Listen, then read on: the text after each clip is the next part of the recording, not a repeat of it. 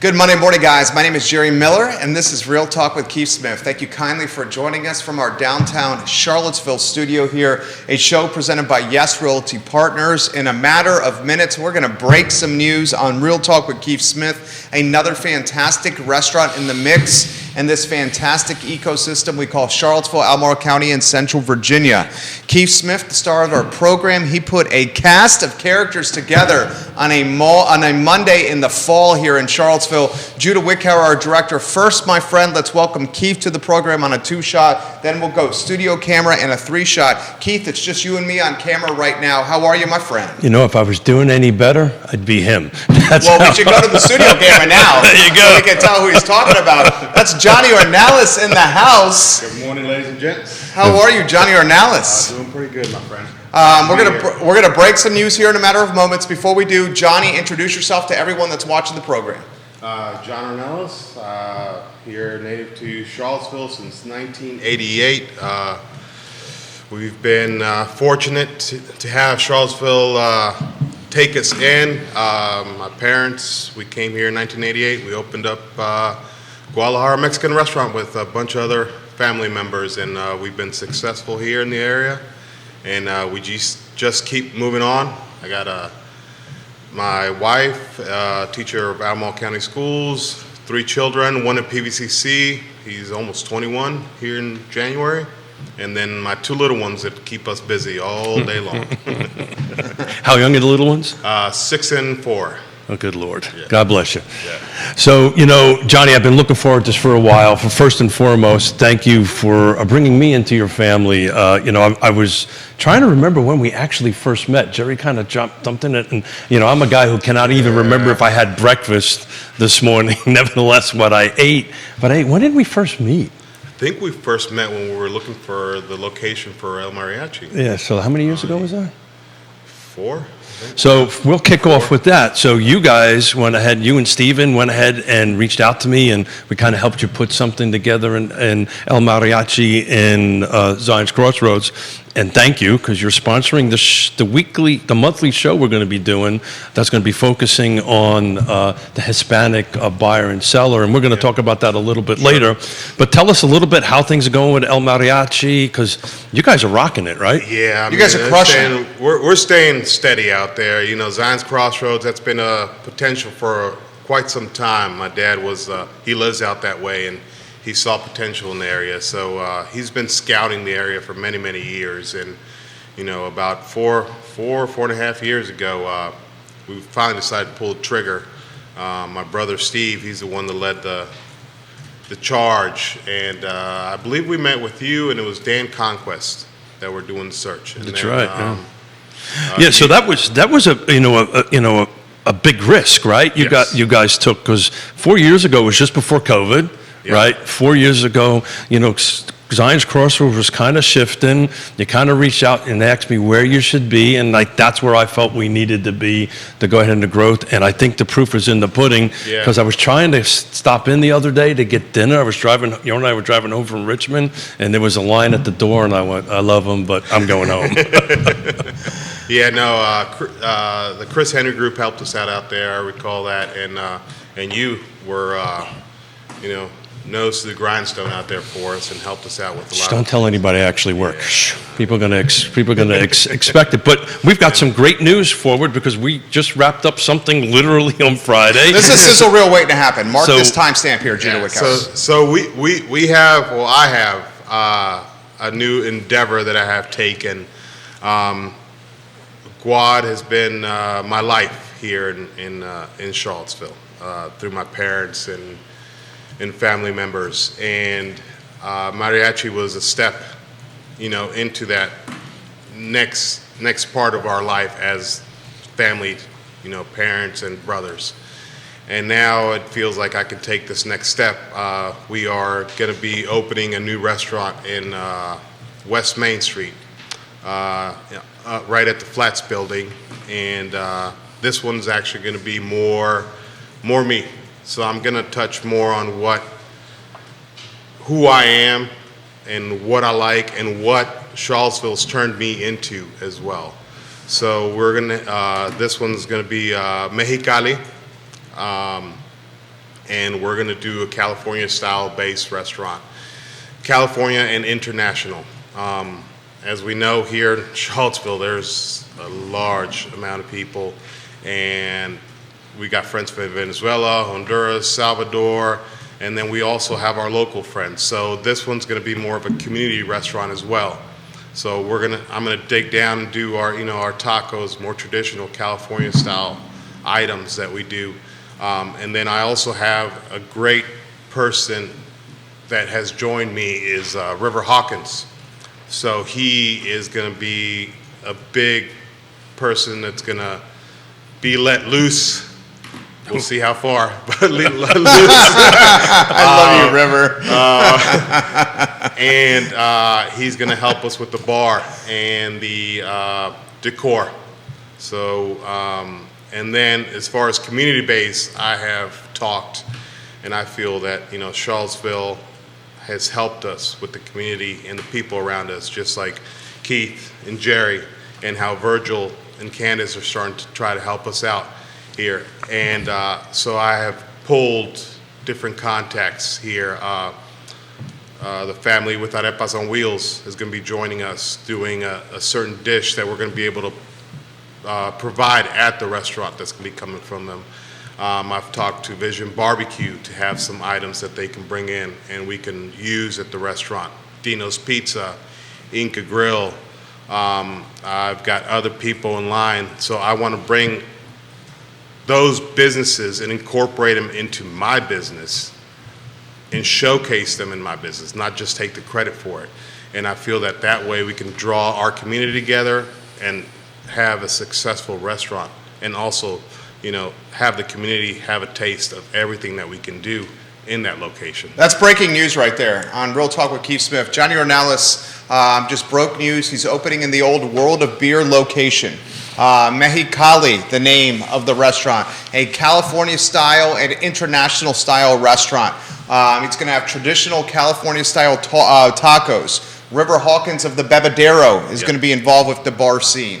He has one of the best outdoor patios in the city of Charlottesville. He has tens, I'll conservatively put it this way, thousands of foot traffic potential patrons within spitting distance of this restaurant. He's going to be making his own tacos that he's going to outsource for purchase to not only other restaurants, but customers can purchase these tacos. And you should put in perspective, because we've had this conversation over a cocktail at Vivace. Put in perspective the making of the tacos and what goes into this, the equipment that you're buying here. Yeah, so that's one thing I left out. So we are going to be making our own tortillas there on site. Tortillas. We're going to be I'm purchasing a tortilla machine, which the purpose of it is going to be to make it for the restaurant. But I also want to do like your fresh daily tortilla. I want to integrate it with some of these local restaurants. There's a niche for it here. And it's not just local restaurants, it's everybody. So if you want to have a party at your house and you want hot tortillas, eventually you're going to be able to get it through Grubhub, DoorDash, or any of those sites. You order it, it comes in a container, it's going to be hot, you don't have to do anything else to it. You can go through and do your function at your house or your wedding or anything. So we want to be able to deliver to some of these local restaurants that want that item to either integrate or use it as their new item for their restaurants. And we hope that part of the business will bring the community together and will actually expand and help the restaurant succeed. So I know two things. Yes. One, I'm going to eat really, really well. And two, I'm going to have a really good cocktail. Yep. After that, you had me. So, well, I was down. But talk about this. How do you spell the name of the restaurant? It's Mejicali. There you go. That's being asked on the feed. Keep going, Keith. So a lot of questions here. So talk about that. The machine that you bought and how you're going to sell this to other things. Because it's much like the Marie Bet model, right, with the baguette. So if you go to restaurants, they have their baguette there. Is that kind of the vision that what you guys the are vision doing? is that, I've talked to different people like Vision Barbecue and Dino's Pizza and because it makes a difference, right? Yeah, it's going to make a big difference. And also, they've also talked about integrating that product into their business. So it's something that, we just started. We're just going to pick up the keys. So that machine is it's not an cheap. investment. Yeah, it's a $10,000 machine. Right. They go higher, but given the space, that's what we're going to get. In the future, if the business grows in that, then we could open another sub area for the tortilla machine and actually do a higher production of tortilla for the area. Comments are coming in very fast right here. Some of your business model, though, is because you have all these students around here. Talk a little bit about that, because we had a great conversation about how you were planning to serve those. Yeah, so the students, they're at the flats and at the Standard is across the street. Standard across the street. And then, they're everywhere. Yeah. So there's like 3,000 students just You're in the within three epicenter buildings. right Just here. in that area. So, we're also planning on doing like lobby delivery for that area. The students are going to be studying, they're going to be doing whatever they do during the course of the day. They can place their order online, they can get it in their lobby, and then there is some other potential for the corner to bring in more business from there. That's we're trying to figure that out still. As far as getting people from the corner to our location in a safe manner so they won't have to walk. It is a bar. We are going to have live music. We have the patio there. And what I plan to also do is do like a community get-together. So like all these businesses that are being a part of Mexicali, we're going to do like an event where they can come in and showcase their product to the community and to the students while they're enjoying, a drink from Mexicali. So one of the things that excited me most about that space, and we talked about it when we toured it, is the outdoor It's the patio. outdoor patio. I know El Mariachi, we have one, but that was a real struggle to get as much as Yeah. we had because of the development plan over there. So talk about how do you see that changing the restaurant scene in that area? In that area, I think once we get going, you're talking about live music outside, having events outside. I mean, that patio is 1,800 square feet. It's massive. It's huge. Yeah. And It's another restaurant. and the doors to the side of that building, we didn't even know, actually, Keith was the one that told me, they actually accordion open. They're accordion doors. So, Yep. I mean, you have that inside and outside space that you can merge together, and They all not set up have- with the heaters and everything out there, isn't Yeah, there heaters there- out there? I believe there is. Yes, yeah. there's 2 fire pits already out there in Yep. that area. There's a stage that's already hooked up for anybody to just come in, set up, and plug in and play. So it's just the I know this location capability. inside and out. You have parking under the building. There's parking. Yeah, there's nobody knows that there's 50 Yeah. We should talk- spots. we should There's talk about 50 retail spots There you go. in the parking garage right on the side of that building. Years ago, me and my wife used to go, and the first time we went, it's like we didn't know where to park. Everywhere in that area is restricted, but you have 50 spots in the There it back. is. You also have the lower parking area right there at Amtrak station. Now it's just quickly with an app that you can, And it's a you straight walk up right up Yes, the set of straight stairs. walk right now. up set of stairs. And we're also looking into the parking spot in front of that where it used to be Sweet House, the cupcake shop. Yeah. Possibly doing something in the evening. They don't use that in the evening, so possibly we could use that for capability of using parking that in the evening. So the comments are coming in faster than I can keep up here. Ladies and gentlemen, I want to highlight some of the viewers and listeners that are giving Johnny Ornelas props. Stacy Parmenter, watching the program. You're going to have to help me with her name. Maria Escalona, Yes. watching the program. Brian McDonald. Carolina Medina, watching the program. Veronica Torres, giving them some props. Holly Foster is asking in Henrico, when is the grand opening date? Hold that answer right there. Vanessa Parkhill's watching the program, has a question for you. Miguel Cordine watching the program. Cindy Calvin watching the program. Ricardo Cruz Duran watching the program. Miguel's giving you serious props right now. This question's come in from Spencer. Will the bank of TVs stay for the restaurant? That's the second question. Here's a third question that's come in for Johnny Ornelas. Is the stage inside going to stay? The fourth question for Johnny Ornelas. What are we going to be doing for trivia in the restaurant? Because that was a big spot for Trivia World of Beer. So let me see if I can recap all these for you here. You got the bank of TVs. You have trivia. You have, I've already lost it. Indoor You have the stage. I wrote it down. stage. Indoor stage. It's Indoor right stage. And what was the first one? That was was the a grand team. opening. Oh, The grand grand opening. opening. Why don't you start with grand opening? Yeah, so grand opening, being we're we're able to get into the building. We're hoping it's going We're to be not quite there yet December. because your useless realtor hasn't given you the keys yet. Yeah. So we're looking December. Late December, we're going to be, River and I, we have to get in there and transform the place to make it funky and fun for everybody to come into. The bank of TVs, that's kind of back and forth. It's depending on what kind of vibe we get in there. There is still some TVs in there. We're probably going to keep there's a large screen TV in there. We're trying to find that balance between keeping it family, student friendly, and then local friendly. I'm trying to, like I said, keep as much community base in there. The stage is going to stay inside. We're actually going to be modifying that area so there's more seating area around the stage area, and also where we can remove the seating area to have more of a kind of light dance area there for whenever, we can get DJs in there or any small bands in there, standing area in there. What was that one? That was it, brother. That was it? You got it. You got a grand opening TV.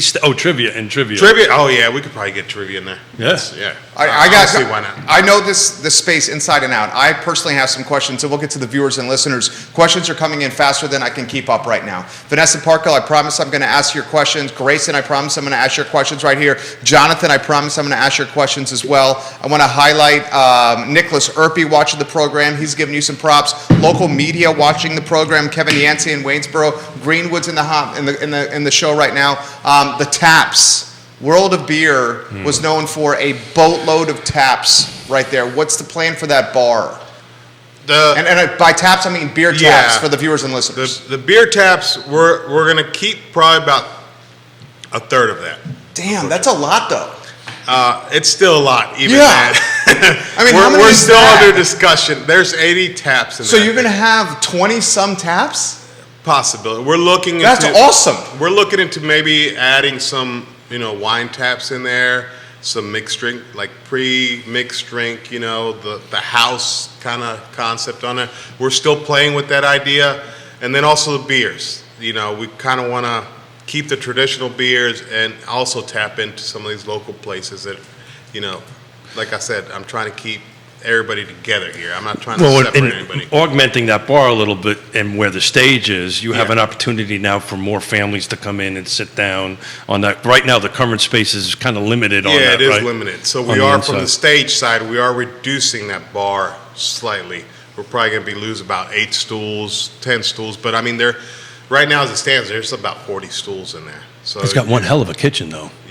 The kitchen is ready to rock and roll. Vanessa Gotta clean it Parkhill up. says, I appreciate the consideration in regards to parking. I'm going to emphasize this yet again. There's 50 spaces at the bottom of this building for parking, and oftentimes they are not taken. Furthermore, my wife and I frequently eat out at the restaurants in Midtown on West Main Street. Finding parking on West Main Street is not difficult at all. It is a myth, the parking situation. I'll throw this to you. For me personally, any interest in turning it into like a soccer football, I'm talking soccer here, epicenter, because that seems to be lacking in the city since the closing of the Shabine. Yeah, it does lack. Like I said, we're planning on keeping some of the TVs in there.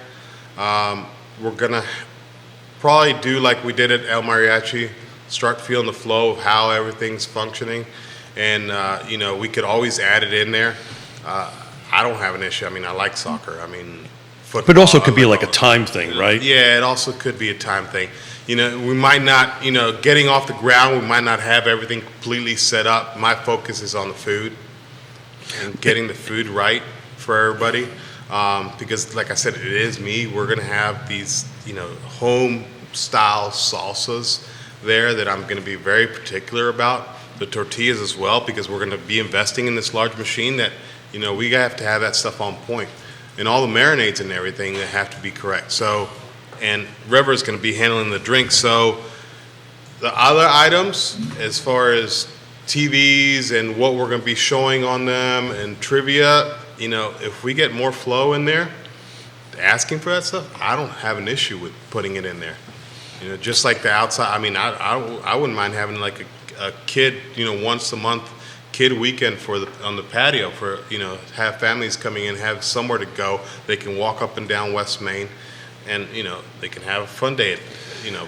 That's like a perfect transition on West Main Street, Yeah. as far as between the university and He's the Midtown. mall. That's the midpoint of Midtown. That is Midtown. Literally, yeah. I call it the Bermuda Triangle because it's just like everybody kind of stays in there or stays away from there. With you opening this restaurant, I don't think it's going to be the Bermuda Triangle for long. No. Because I think this man is going to complement Continental Divide, Maya. He's going to complement. You got Guajiro's there too. Help me with the restaurants on Midtown. I mean, it's a fantastic stretch. Yeah, Guajiro's, Continental Divide, Maya. Black Cow El Chop Barco. House. Yep. You got Publix. Publix. Yeah, Public, the Fish and Oyster. Yeah. Dan Kaufman. Is it Tavern or Oak Market? Heart. Oakhart's next to that, Yeah. that's right. Yeah. And then the one that's just changed the name. What's the one that's next to Albemarle Bacon Company? Then you got Orzo. So pretty much from... The one that used to be a station? Or, Yeah, I can't remember the name of it. I can't think of it. It's changed, just recently Yeah. changed. But you're kind of tying the two ends together. You're going to crush it, dude. The big thing is getting out the myth about parking. I mean, there's 50 spots underneath there, and then you can park over by the old Amtrak, over by the Amtrak station, and Yeah, I mean, walk now up. Amtrak's just an app. You just download the app and punch in your time, and you're set. You're ready to roll. Chris Smith giving them props. Javier Contreras giving them props. Evelyn Tejada giving them props right now. Show's on Evelyn. fire. Brian McDonald giving them props. Stacy saying she went to high school with Johnny Ornelas. We're having like a high school reunion right here on Real Talk with Keith Smith. Literally 2 media outlets watching the program right now. Kevin Yancey says, look at the local breweries. This is going to be fantastic. A rising tide is good for all ships. He says he loves your Fontaine Avenue location. Thank you. This is big time news here. Before we welcome Candice and Virgil to the program here, Johnny Ornelas, put a bow on what you're doing here. The who, what, when, where, why, one more time for the newest brand in the Ornelas family of restaurants. Yeah, again, I go back to the beginning. This is going to be more me. I was born in California.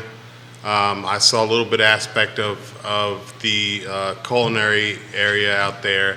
I went back after many years, and it's just like I never left. So I've been here since '88, but I'm still back in Cali.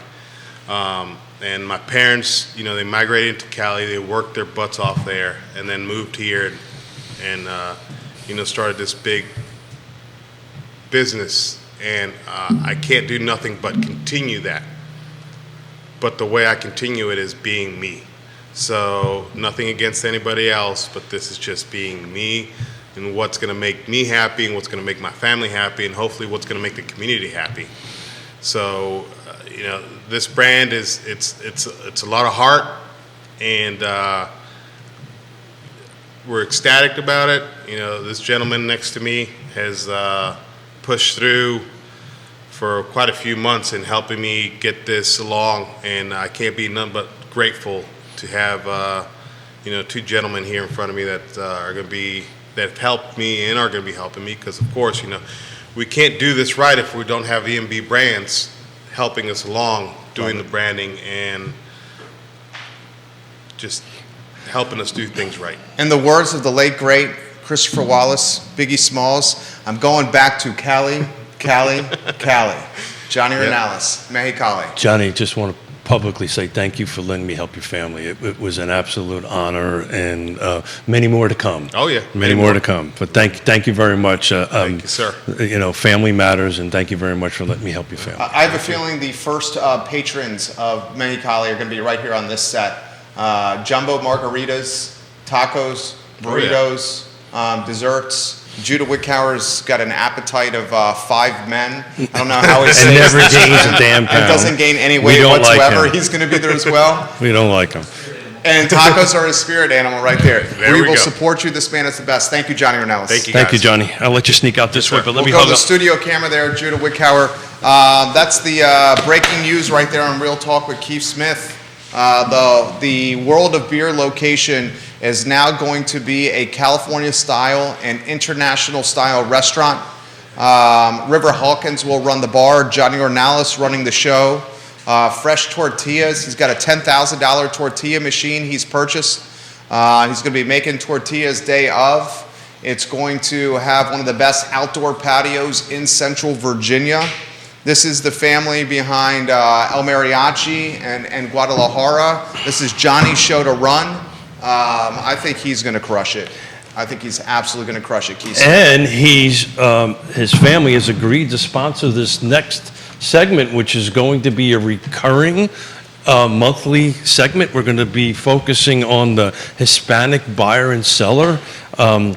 We're very lucky now to have two of my fellow board mates on NARRAP, and we're going to let them introduce themselves and tell them a little bit about NARRAP, what it stands for, what we're trying to do, and hopefully, I see Virgil has all kinds of data in front of him. Hopefully, we're going to go ahead and geek out on some data because I love data. But we're going to let ladies go first. So, Candice, please introduce yourself. Thank you. Always such a pleasure to be here. Thank you for having me. My name's Candice. I am the owner of the Buy and Sell CVille team, Realtors, with Remax Realty Specialist. And NARRAP, National Association of Hispanic Real Estate Professionals. It kind of rolls off the tongue now. It is amazing the information and value that is coming to the Central Virginia area through this program, and I'm extremely blessed and pleased and happy to be a part of that. I know we've talked about it before, but realistically, the opportunities, the education, and the creativity that we're bringing about to this area for people who may or may not be originally from the United States, or the people that are of Latino background, there's tons happening. So this is exciting to be able to be a part of it. Love to have you here. Virgil? Yeah, first of all, thank you, Keith. Thank you, Jerry, and thank you, Johnny Ornelas and the Mariachi family for sponsoring this segment and for letting us come here and keep talking NARRAP and what we're doing and what we're trying to accomplish in the community for the Latino community in Charlottesville. I think we're going to also close a deal here, and we're going to get back to this. Todd Rath of Blue Toad Hard Cider says, Johnny, contact him if you need to sell draft equipment. We're literally doing a transaction right here. Yeah, a little bit of hard cider on there would be good for Mr. Smith. No, he's looking to buy some of your restaurant equipment from the restaurant. Literally, he's trying to buy some of your restaurant equipment. All right, we'll go back to real estate here. Candice, the show is yours. You have a boatload of agents watching the program right now. Where do you want to begin here on this market? Where do you want to begin with all the organizations that you are tied to? Show is yours. Oh my goodness, that's an open book. Honestly, so creativity is the word that comes to mind in this. Like this, you never know who you're going to meet, when you're going to meet. You have to be open and honest. One of the things that hit me when Johnny was talking too, know those you trust and trust those you know. Because I find that, I work with a majority of my clients become great friends and family as we put ourselves and our effort into what we're doing and helping people. So, being creative, everybody's in this market together. Everybody's unsure of where to go or what to do. So ask those questions. So many times I have clients that are like, oh, well, I just need to get back to you. No. Ask me that question, because the unasked question is never answered. So I think as a realtor and as a person who is always actively looking to help somebody, you need a good restaurant, I know where to go. You need a, pest company, call Stephanie. I need help with. She's watching. I know, she's always watching. Neil, reaching out to these people that we know and trust and value, their resources and their education and their experience, that's what we do also. And that's why we're such a valuable asset to our clients, but it's because we really love it. I love what I do in helping people, no matter if it's where to go to get dinner or where to go for financial information and wealth building. NARRAP, kind of tying it back in, their Hispanic Wealth Project. So much information out there on it, and it's just exciting to get to do this. So that's a natural segue into Virgil and the question I want to ask Virgil, right? Sure. Hispanic consumers will account for 70% of all first-time home buyers over the next 20 years. So that's how large this buyer profile is increasing. Yeah. It's going to be 70% of it. So talk about why is that, and how can NARRAP and how can we as real estate professionals help the Hispanic community achieve this awesome goal Yeah. of being 70%? Yeah, I think one of the things that they're talking about a lot is age right now. Hey, I'm sitting right here. Yeah, sorry, Keith. And I don't know the exact figure, but the age for, new time, first time home buyers is, around the 30s, early 30s. Yeah, it's growing. And it's growing. Hispanics are right there. So the average age for Hispanics is 30 years old, where the non-Hispanic counterparts are at 38. So we're younger, and we're ready to buy, and we're leading the charge in that regard. So I think that's one of the main reasons why we might be the leading group purchasing homes in the years to come, and not only homes, like purchasing businesses, purchasing financial assets. I think there's a very big opportunity to be linked with the Latino cohort right now, because we're just getting started. And I think it's not just, hey, let's be together just to be together and support diversity. There's an opportunity to grow the economy by growing the Latino community everywhere. Yeah. So Candice, back to the second half of that is, how can NARRAP and how can we as real estate professionals help achieve that goal, right? There's 72 million millennials. That's just this 30 some odd plus range that are in the buyer's market right now. Oh, by the way, boomers is about the same number, and we're kind of fading off, and you guys are picking up. So how can we help navigate that? And it's been my experience with the Hispanic buyer, they are concerned a little bit about interest rates, but not really. And they tend to bring a lot of cash in multi-generational families. So there's a lot to unpack there, but jump in there and in each version, whichever version you want to Yes, tackle. so of course, all accurate. One of the things that hits me is, again, education. I am like, let's geek out on some education. And the best place to get education is through asking questions and talking to people with the experience, right? So we've got a wealth of experience here. One of the drivers of wealth in the NARRAP, one of the NARRAP wealth management things is home ownership, and this is pretty interesting. So there's home ownership, there's business ownership, and then there's financial assets. Those are kind of the three pillars that we kind of look at. In general, I think anybody looking, no matter what age they are, there's education, there's either going right to work, there's buying owning a business, there's owning a home, and then there's this way to diversify into different financial assets, right? So education, one of the things, home ownership versus renting, it's 27 times the drivers of net wealth. I mean, that's incredible. Business ownership is 5 times, and different diversity in financial assets and non-cash assets is 10%, but 27.4 times the wealth management that you can get through home ownership versus by renting. So it's interesting. I have found, and my dear friend is sitting offset to my left here, that the Hispanic community gets that. And they get it very quickly, that home ownership is the quickest path towards financial independence, and your 27.4 number kind of proves that. And to add to what Candice is saying on the education portion of it, that's where it really starts. And especially since we're a younger population, I think there should be a big push in our community to get the late teens, the early 20-year-olds to go and to get a degree, to get educated, because a report came out that the Latinos with a degree are making 79.5% more money than those without. Or they're making 79.5% more. Like their income is almost 80. Significantly more. Significantly more. And there's a lot of talk right now how the whole college life is very expensive. Is it even worth the whole getting a loan, all this stuff? At least for right now, the Latino population, it is still very worthwhile. And if you start, because they live at home. usually Yeah. when they go, so they can afford it a little bit more. And Exactly. There's a lot of financial from even the government that supports Hispanics going to school. I mean, me personally, I had a lot of, because my mom earned below the medium income for our city. Like this is the way I grew up. I was able to lean on some of those government programs and funding got me through college. And I feel like that is the first step to get this younger generation to keep moving forward, to making more money, to probably buying homes and getting to that part. We should highlight what's happening here. Mi madre es cubana.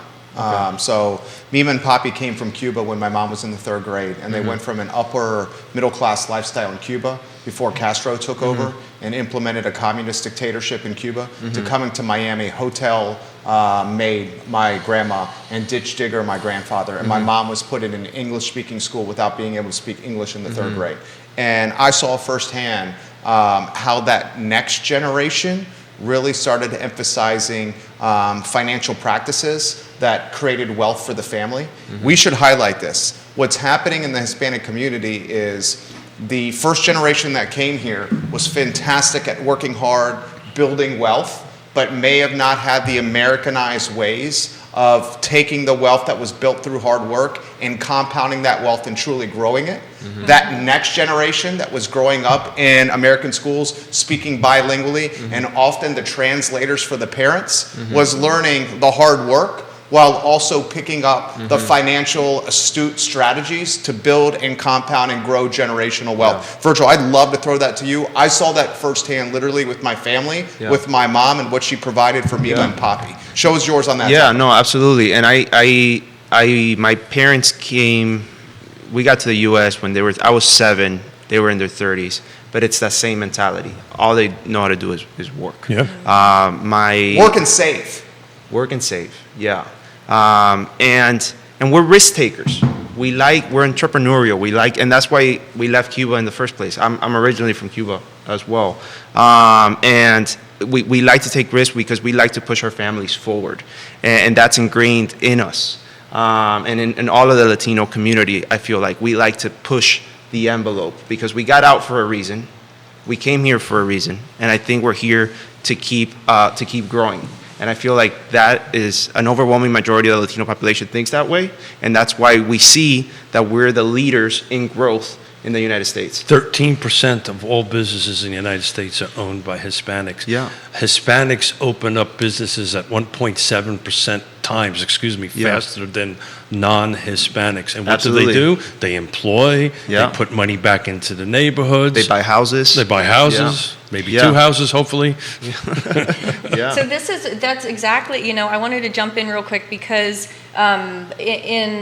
in light of being Americanized, right? We then have these comforts. I think, the worst 4-letter word that we can face is the word fear. And there's so much scientific information and research out there. I'm not going to get down that rabbit hole, but the fear is debilitating. And when people have seen their families and their Bita and their abuelitos or whatever, they're working hard, they're doing this, and then now they're taking care of the grandkids. Well, the grandkids are not learning those really strict work habits and those saving habits because they want to be afforded the niceties of the American style and this dream and this hope and this vision. Well, my biggest thing now and what I try to instill in my kids and my clients and my family, because most of my clients are not native to the state, to the America, and is that education. The taking away that fear, the risk reward proposition, the education and experience and the value of working hard and getting that back in, like Johnny was saying too. Bring the family, bring the kids, bring everybody, and let's have this community of information and value proposition that, yes, I still want to work hard just like Grandma did. So 14% of all the sales in Hispanic sales in the United States were multi-generational. Yeah. And we've gotten away from this. My ethnicity is Irish and Italian. My mother's both sides, my mother and my father were all first generation, right? On that end of it, same kind of concept. They came over, worked hard, and kind of moved on. Saved, and saved on And that. now, like my generation, and millennials, the generation that came after those that got us here, they, like Jerry said, they saw the hard work And now we went through the system that they didn't go through. We went to the college system. We went through the American system. Like the white American is very wealthy for a reason because they understand the system and they've been understanding the system for a very long time. There it is. We should highlight this. You know, but we are just getting started in understanding this. And our population is growing.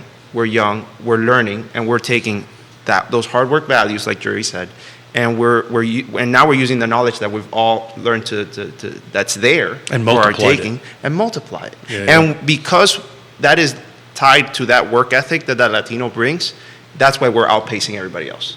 Because now we know. It's not that difficult, And right? it goes back to Candice's point. What It's is about, difficult? It's about knowing. It's extremely difficult. It's difficult. It's working your ass off.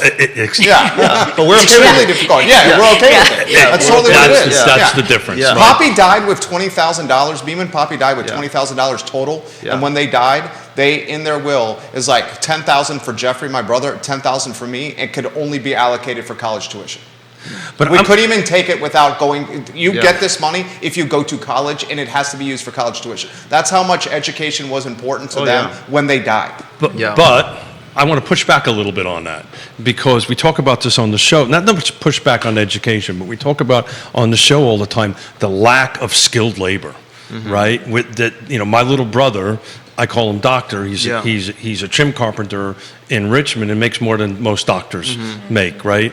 So there is this huge vacuum, right? And we're in the real estate space, right? And Yeah. part of the problem with lack of inventory is regulatory requirements, Yeah. so on. But the other reality of it is there's nobody to work. Yeah. Right? So talk about that a little bit because, college is not for everybody. Sure. College isn't I didn't Yeah. go to college, right? Yeah. So the first family member in my family in multiple generations Yeah. ever to go to school was my youngest daughter. I College think what was my- Virgil means in college, he means pursuing higher levels of education, certifications of some kind. That's it's what I- not that's just what I a wanted. four-year school. You're That's what I referencing. wanted. That's what I wanted to It's get to at. make more money because if we can put the younger generation in a position to make more money, for the most part, and college will do that for the majority of people, then they could be in a position to buy a home, to invest in a business later on, or at least the likelihood of getting that. Or at the very least, they'll have their education to go out and do something entrepreneurial will increase versus just coming out of high school, especially if the previous family never went to college or never went to high school. So I teach a certificate course in the local community college, Blue Ridge, PVCC. Haven't done it actually since COVID, but prior to COVID, I did it quite often on it, and it was basically designed to take a carpenter or electrician from a single person and grow their business. Every single person in that room Yeah. was Hispanic. Yeah. Wow. Everything, and they want to say, okay, what do I need to do to grow my business? Simple things, understanding that, how much does fully labored burden rate Yeah. cost, right? If I hire you, what is just simple, basic business stuff, and brought their family members Yeah. who spoke English, because I Right. can barely speak English myself on that, but I think I also want to touch on that point of yes, we do need a labor force, and I agree with you 100% on that. And I think there's a lot of technical jobs, carpentry, things like that we need more of. But why do the Hispanics have to be on the forefront of that? I feel like we take a very small percentage of the general population in the United States. and it's the and I feel largest portion of that. without doubt. there could be more incentives for the non-Hispanic to also come into that labor force. So do you picture. know why? It's Jerry's exact point. You have to work your tush off. Yeah. And they Well, will work. Virgil, go ahead. Candice, Virgil's saying, and Candice, throw it to you here, anywhere you want to go, because I know you got a take on this. It's important to change the stigma, and Mima and Poppy and my mom emphasized this to us. You don't have to, if you want to start a company, it doesn't have to be, and there's nothing wrong with this, but it doesn't have to be a blue-collar company that you can start. You can get into branding. You can be an attorney. You can get into medicine. You can get into finance. The world is your oyster, as long as you take this ethic of working that we instilled in you and put it to wherever your passion lies. That's the point he's trying to make here. Absolutely. It can be in any level of work. Candice, Yeah. anywhere you want to go here. Yeah, no, I mean, I love listening to you guys. I love being a part of this because I think in watching it, everyone watching, like, yeah, they have their own comments. I'd say education, some of the biggest points of education for me are understanding, obviously, your passion, because if you're passionate about something, you're going to put more of your own effort and you can have that visualization and goal setting. And then the risk for that end goal is not as scary because you're really manifesting it, right? So, for example, I come from the restaurant industry originally. I come from construction and then the restaurant industry and then kind of merged the two to become a realtor to help people. But the education, and I love helping people with their own small business or their business needs. As Johnny could tell you as well, having employees, and you might be the best contractor ever. However, you can't physically do everything yourself, so you have to manage people. Well, you might not be a good manager.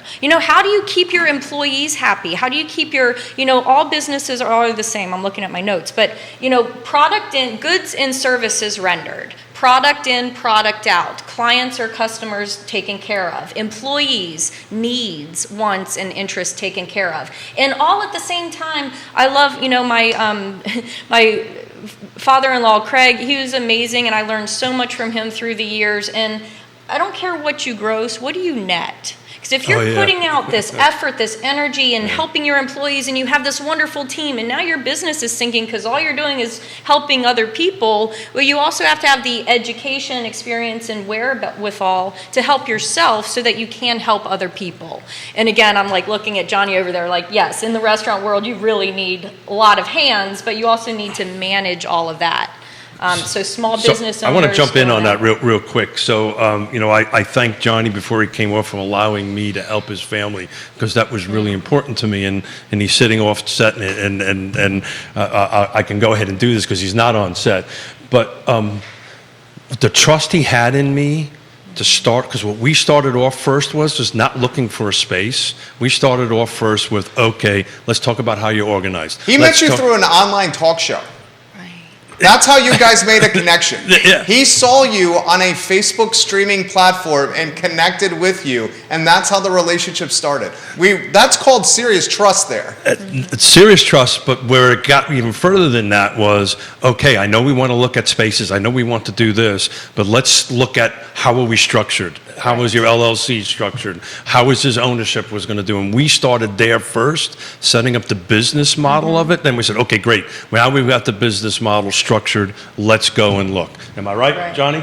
Yes, structure for success, and that's taking in, yes, home ownership. We want to own our home, yay! However, I've been working in a place where I've been making cash tips, and that money's not seasoned. I don't care about that. I like being able to buy my stuff and go and do. However, you want home ownership, now we need to talk about how we're going to get you there. There you go.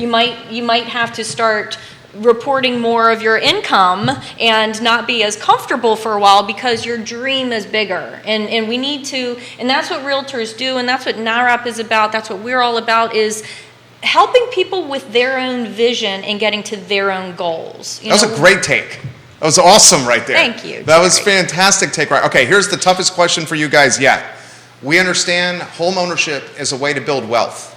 We're also at generationally low inventory levels. We have a number of mortgage brokers watching the program. Depending on where you're shopping, we're somewhere between 7.5 and 8% on a 30 fixed. And values since the pandemic have spiked anywhere from 25 to 55%, depending on the neighborhood you're looking at in Central Virginia. So, highest rates in a long time, highest values in a long time, and limited inventory in a very long time. How do we buy homes? I'll let you answer first because Yeah. I'm a little harder At on least this. some of the things that are the challenges that the Hispanic community is facing. And I think we're moving in the right direction, which is positive. It's hard, but we're moving in the right direction. All the data is showing that we're going to be the leaders of home purchasing down the road. So, and that's not stopping, it's slowing us down, but it's not stopping us from moving in the right direction. But I think one of the big things that they're talking about right now, I think, and NARAP is very involved with this on a national level, is is the second, like the second mortgage market. So like most lenders sell their loans to Fannie Mae, Freddie Mac, things like that, right? And they have policies in place that were set in place many, many years ago that maybe don't work the same way today. And one of the reasons is a lot of people today not only are making more tips, but are doing their own businesses on the side, have things like Instagram, that they're self-employed, they're doing 2 jobs. So their income stream is not just paychecks, which is what Fannie Mae and Freddie Mac were used to back in the day, where most people were just making money off of paychecks. Like a W-2 Like a W-2 type of thing, right? So things have changed, and Fannie Mae and Freddie Mac have not changed. Well, to add to that, it's the 1099, right? Because Exactly. it's a self-employed. This is not anything nefarious. These Yeah. are legitimate businesses that Exactly. they have 1099. And if you're a 1099 employee, It's more difficult. it is Yeah. extremely Yeah. difficult. Yeah. But we're Go ahead. entrepreneurial. So, and that's a clear blockade right there to home ownership. And I think if we start working towards, getting involved at a government level, at a public policy level, and, to start seeing change in these policies, then lenders are going to be able to lend more money because they won't have to follow those strict rules that Fannie Mae and Freddie Mac are putting out. I also think a huge advantage, and Candice, you pontificate on anything you want. I mean, you crush it. You always crush it on this program. I think the generational household is going to be a very key to success for anyone moving forward, where you could potentially pull it. resources financially in a it. very difficult home buying market, where it it's right there. kids and parents potentially living under one roof, maybe in a bigger house, but still pulling financial resources to purchase that crib. Anywhere you want to go, Candice. Before you answer, I'm going to add to that. That's how we're going to get to 7. That's how Hispanics going to get to 70%. They're not afraid. They'll work together as a family. They'll save. And they understand, okay, this is temporary. Eventually it's going to change, and then the whole family will be together in one house. And then over time, they'll start peeling off, and we'll sell more houses. And I think they will be trendsetters, Oh, yeah, no this doubt. demographic, Yeah. because other socioeconomic demos will see this might be the path to ownership, and the Hispanics will be trendsetters in leading this charge. Amen. And I also think that there should be, I feel like there should be a push as well for lending companies to offer incentives to minorities. There's already incentives in place for public officials, right? So police officers, healthcare workers, UVA students, and because the percentage of not just Hispanics, but blacks, all Asians, all of the minorities are so low buying homes. I feel like that should be a reason to incentivize those communities to buy homes with credits or things like that, just to give to any little thing helps, right? And especially the Hispanic community that is growing at such a large pace and pushing that at a large pace. You give a couple incentives to that population, that's going to grow your business as well. I think it will help everyone. Well, Virgil, that starts at the regulatory level, which is pretty high up the food chain. But Candice, how can we help at the local level to make that magic happen? Yeah, I love the word incentive and incentivization. I'd say too, realistically, and just being, like me or not, doesn't really matter. Get down to what you really want. Do you really want to own a home? Well, you might need to go a little bit further outside of where you're currently looking. And if someone's not willing to give a little bit, then, you throw the life vest in the water, and if someone's not willing to take it, then you know what? Take that life vest and let somebody who's willing to take it, be reeled into the boat. So I'd say, realistically, the hard and true fact is if you need X price and X size of a home with certain, standards, there is inventory out there. No doubt. I'm telling you, all over the place. However, if someone's mindset is stuck with, yes, I want that, but I also want to be in walking distance to 7-Eleven, well, then you know what? Make your priorities and your goals a reality, and then we can help you.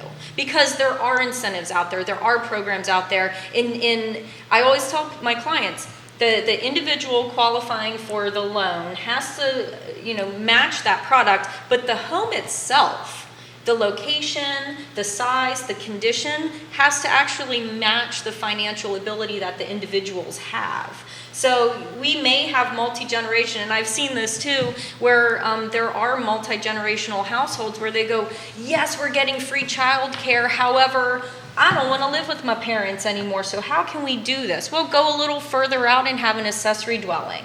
if the price point matches your needs. So I think people realistically, there are resources here, there's incentivizations here, there's thankfully now loan programs for I-10 and that here. Go out there, and if you find the home that fits your needs and it's 5 miles up the road further than you want to go, you know what? Maybe your priorities aren't in the right place. And being honest with yourself and honest with your trusted realtor and lender and those people trying to help you, that's the only way to succeed. So that's where I think some people may not like that, but it's the reality. As professionals, we have to be honest with our clients first, and then and set the expectations and be honest with it. A little pivot here for a second. 13% of all the real estate agents right now are Hispanic. Loan officers are Hispanic.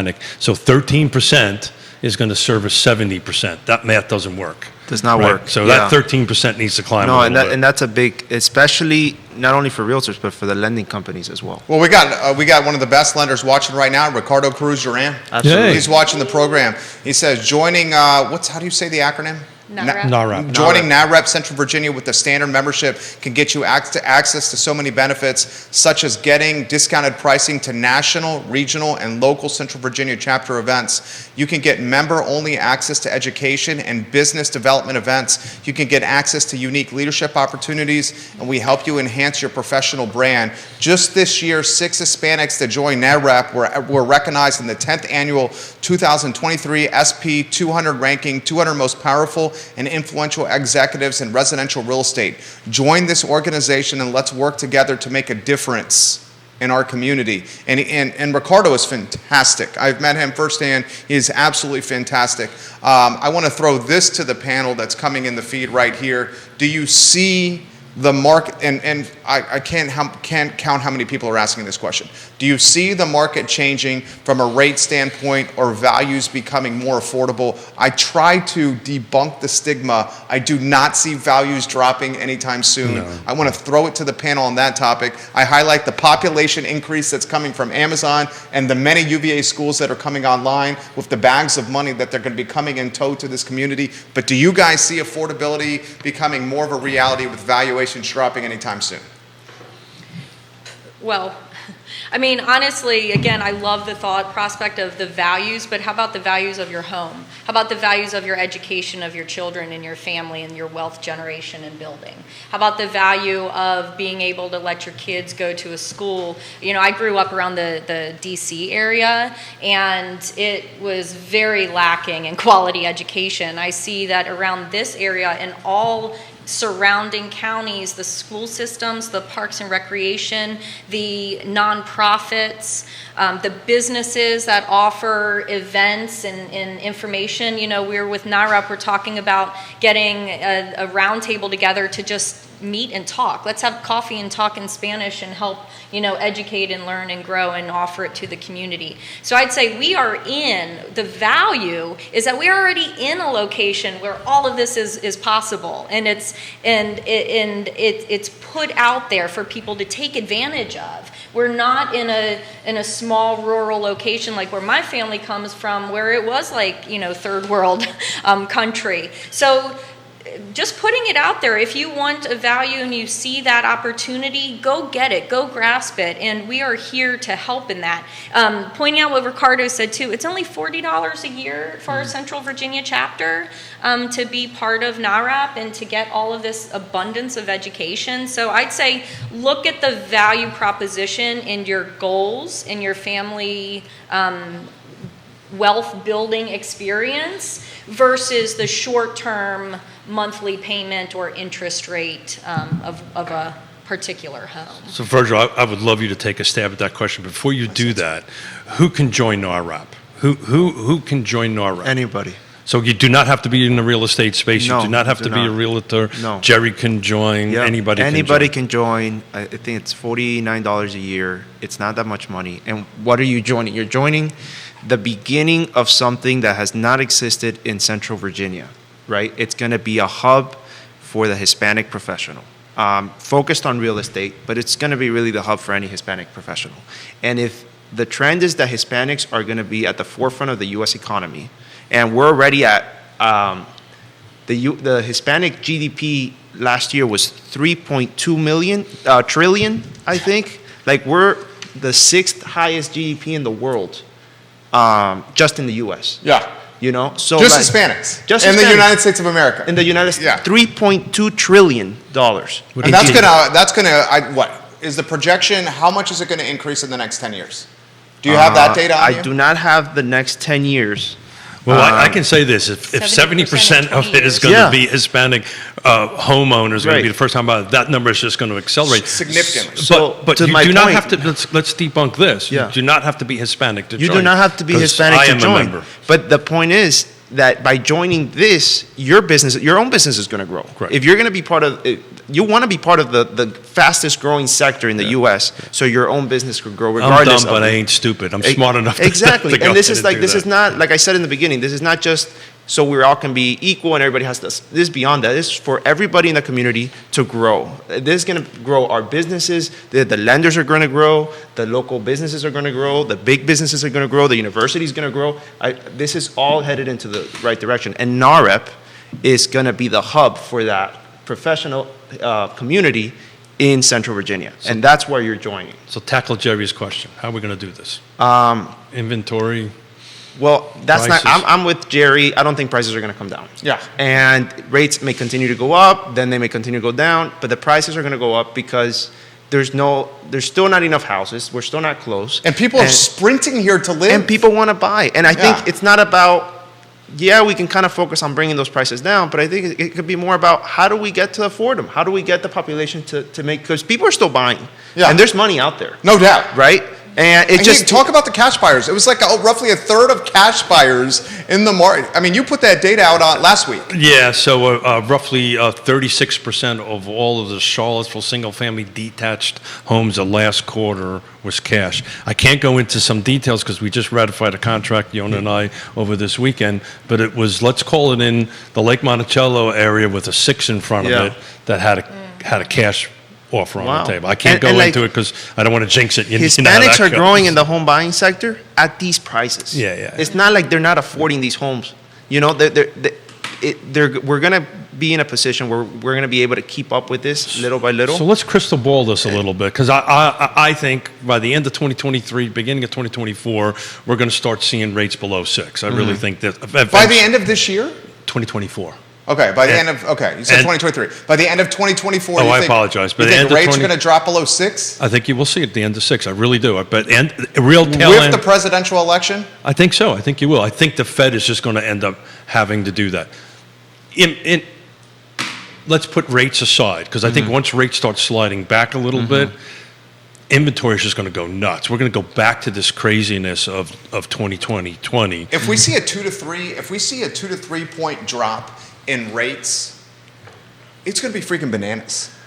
But Because the media is going to latch onto it, a 2-3% drop in rates, and put it everywhere, and then it's going to uptick the buyer demand significantly, and it could be reflective of pandemic because we've had this massive population that's been locked into rents that's looking to buy, especially young millennials and Gen Zers that are stockpiling cash now. That's that 72 million I was talking about. That's exactly what they're at. They're literally at this, household formation age, right? Where you're formating households and then you're going to move into buying homes and all that stuff. But back to the Hispanic buyer, isn't that going to just put too much more pressure? Is it rate staying high good for the Hispanic buyer? We're resilient, man.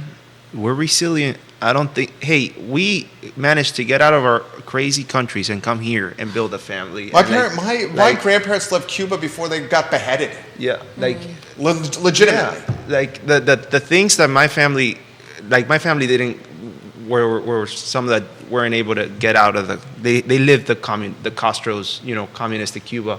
And man, like, if we can figure that out, the rates are going to get, we can't let these outside forces, they're going to be challenges, but there's always going to be, if it's not that, it's going to be something else. I think it's home ownership is super important in building wealth in America, and it's going to push us in the right direction. And I think as long as we're focused on that and how to continue to grow, I'm not worried. I feel like we're going to figure it out. I've said this before. So the first half of the 80s, Yonna and I lived behind the Iron Curtain. So we were under communism for 6 years. I was attached to the U.S. Embassy, Yonna to her embassy. The most capitalist people I ever met in my life lived under communism. So they will just make it happen and move forward. Fear is not a four-letter word that they understand, and they also understand, building generational wealth through home ownership is the key for it, because you came from, what couldn't you have in Cuba? Couldn't own property. Nope, Right? it was given Couldn't to have you. freedom. It was given to you, yeah. Nicholas Erpy. I love you, Nicholas. A home and a job are priorities for Hispanics, providing for the family. Everything else is a luxury. He says connecting the Hispanic economic power to the existing local businesses only amplifies the power of the local economy in totality. 1,000% agree with that, Nicholas Erpy. Vanessa Parkhill, great point about lending criteria, Virgil. 1099 folks are entrepreneurial and deserve those same opportunities. Vanessa, you make fantastic points. So we're going to take a deeper dive into that a month from today, because Ricardo is Show's going on to be fire. here, and Ricardo is going to talk about the lending side of that equation. So I'm excited about that conversation a month from now. Do you go ahead, Candice? I was going to say, one of the things too, for our listeners or viewers, people who may, have a lot of employees or staff that, are not currently homeowners, the big key ticket here is understanding how to make that leap and how to get out of your comfort zone currently and get into qualifying, because there is a needle in the haystack where there's an investor or someone's renting a home that the owner is allowing them to do some type of creative financing strategy to then own that property. However, for the most part, the people who are employees and whatever field, if it's construction, if it's restaurants, if it's manual labor, if it's technology, whatever that is, understanding that if you want to acquire a home anywhere, there are steps in the process to take to do that. And there are ways to do that. And asking those questions, I don't know, it seems to me that there are so many people that call us every day, all day. Hey, I'm really excited. I want to see this house. I want to be a homeowner. Okay, great. Well, have you talked to a lender? No, I just want to look at stuff first. Well, that's just setting yourself up for disappointment and failure. I mean, why would anyone want to do that? Especially the realtors. Oh yeah, I mean, let alone wasting my time. Right. It's making, you're then upset and mad, and now I've just added to you being frustrated. Bingo. That's not what we're here for. So understanding where you are today, how you qualify today. You talk about getting people in homes and values and interest rates. None of that matters if you don't know what you can do. And if you can't afford what you really want now, well, let's ask, how can we get there? And let's make those steps to get there, because if you change nothing, in 2 years, you're still not going to qualify because you didn't learn those steps. And you just wasted all the money paying rent, not building up equity. Yeah, absolutely.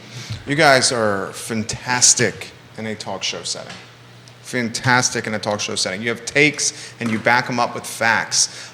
Virgil, this is first. Let's get to Ricardo's comment. He thinks the conflict around Israel is going to cause rates to slow down. Yeah. Countries are putting their money into the U.S. bond market as their safe haven, and he thinks that with this conflict, rates may stop increasing as long as there is not escalating conflict. He says we will see. That's a fine line. That is an awfully fine line. But that is kind of some of the reading I've been doing in the background on that, supporting that comment. Go ahead, Candice. So we just in September 7th, we had our economic summit for Virginia Realtors, and we are just so blessed to have Lawrence Yoon so close to this area, and one of his children went to UVA, so he comes here quite often, and we get this, talk about your crystal ball. It's as close as we can get and hope for, I think. One of the things I think is going to be really powerful, talk about home ownership, wealth management, and growing, as well as business ownership. The commercial industry and real estate, I mean, talking about, finding somebody who's willing, able, and capable of having a small business or growing their business. Look at the commercial opportunities that are going to be coming and very available. So now Where's is the time. opportunity in commercial, do you think? I think all over, but really it's the wherewithal to have the understanding of how to get your business into that commercial space and realm. Like Keith said, being able to know your business plan and structure before you jump into the water, head first. Feel out the depth before you dive in. But right now is the time for people who either have small businesses that they're just running, like Virgil said too, an Etsy shop, a landscaping service, whatever it is that you're doing. How can you now make this income verification to then acquire a space, to rent a space, to have employees and all the paperwork attached to that? That's right now we need to talk to people who are interested, and then the home ownership and wealth management follows. So that's what Ricardo is going to help us with. Ricardo, I'm giving you a heads up of what you got to talk about. So every third Monday we're going to do this, right? For the foreseeable future, we're going to sit down with the different NARRAP board members and start talking about the Hispanic community from a real estate perspective, or whichever way the conversation takes us. So I very much so want to thank you two guys and Johnny Offset here for specifically sponsoring. I want to thank this you. section. I think this topic matter is impactful. I think this topic matter is going to make a difference for people, and putting this topic matter in an approachable way on social media where people live is going to change lives.